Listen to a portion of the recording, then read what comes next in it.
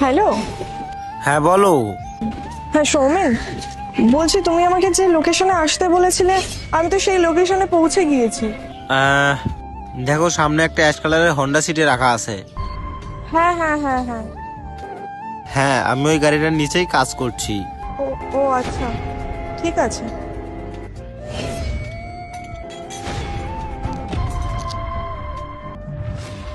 আরে তুমি এসে গেছো? আমার একটু কাজ ছিল, ওই জন্য লেট হয়ে গেল।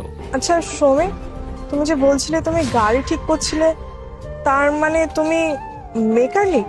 হ্যাঁ, আমি তো মেকানিক, আর এটাই আমার কাজ। ও আচ্ছা আচ্ছা। কেন, তোমার কি কোনো প্রবলেম আছে? না না, সেরকম কিছু নয়, আমি ওটা বলতে চাইনি। তোমার কাজ তুমি করছো, এটা আমার কি? আমি তো জাস্ট এমনি জিজ্ঞেস করছিলাম।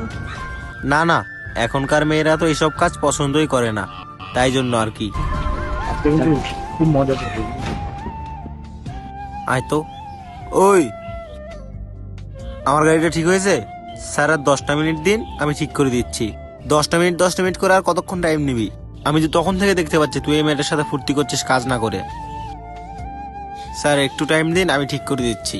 আর কতক্ষণ?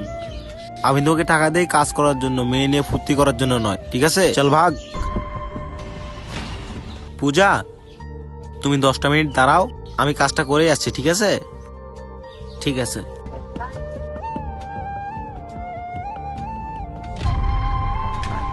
মেয়েটা তো অনেক সুন্দর, চল গিয়ে কথা বলি, চল।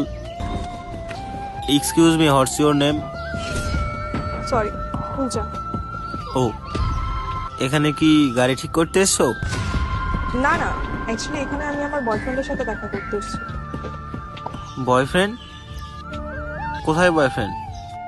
আমরা দুজন ছাড়া তো এখানে কেউ নেই। ওই যে যে কাজ করছে ওটাই আমার বয়ফ্রেন্ড। কি? ওই মেকানিকটা তোমার বয়ফ্রেন্ড?